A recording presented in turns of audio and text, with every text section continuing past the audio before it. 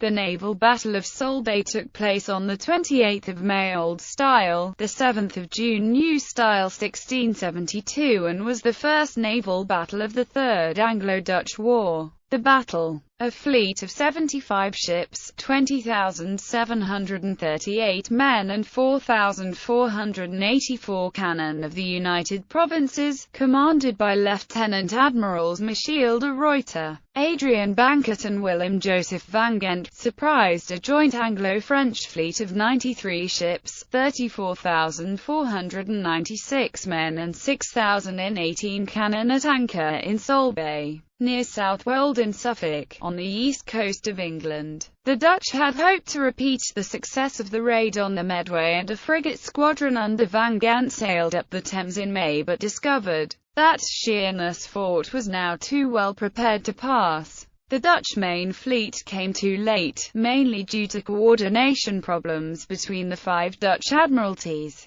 to prevent a joining of the English and French fleets. It followed the Allied fleet to the north, which, unaware of this, put in at Solebay to refit. On the 7th of June the Allies were caught by surprise and got into disarray when the Dutch fleet, having the weather gauge, suddenly appeared on the horizon in the early morning. The French fleet, whether through accident or design, steered south, followed by Bankert's 15 ships, and limited its action to long-distance fire. Nevertheless, the Superb was heavily damaged and Des Raebsniers killed by fire from a Noododis Groningen. Total French casualties were about 450. This left the Dutch van and centre to fight it out with the English, and the latter were hard-pressed, as they had great difficulty to beat up the Wind to bring ships out. The Duke of York had to move his flag twice, finally to London, as his flagships Prince and St. Michael were taken out of action. The Prince was crippled by de Ruyter's flagship De Zeven Provinciën in a 2-hour duel. De Ruyter was accompanied by the representative of the States General of the Netherlands, Cornelis de Witt, who bravely remained seated on the main deck, although half of his guard of honor standing next to him was killed or wounded. Lieutenant Admiral Aert Janse van Nes on the Eendracht first duelled Vice Admiral Edward Spragg on HMS London and then was attacked by HMS Royal Catherine. The latter ship was then so heavily damaged that Captain John Chishley struck her flag and was taken prisoner. The Dutch prize crew, however, got drunk on the brandy found and allowed the ship to be later recaptured by the English. The flagship of Admiral Edward Montagu, 1st Earl of Sandwich, HMS Royal James, was first fiercely engaged by Lieutenant Admiral Van Ghent, who in 1667 had executed the raid on the Medway, on Dolphin. Van Ghent was however killed by shrapnel. Then Captain Jan van Brakel made his Groot Hollandier attached to the Royal James,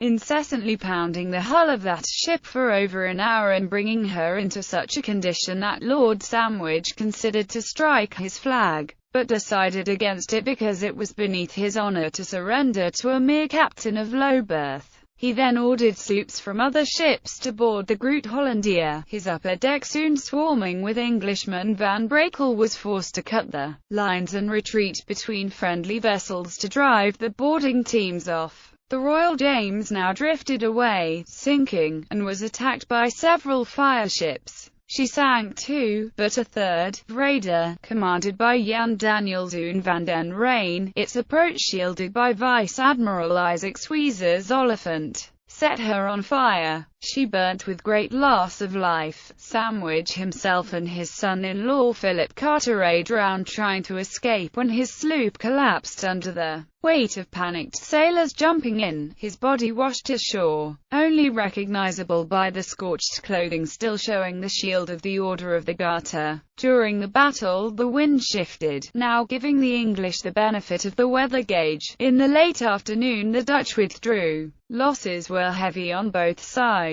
One Dutch ship, the Josua, was destroyed and another, the Stavoren, captured. A third Dutch ship had an accident during repairs immediately after the battle and blew up.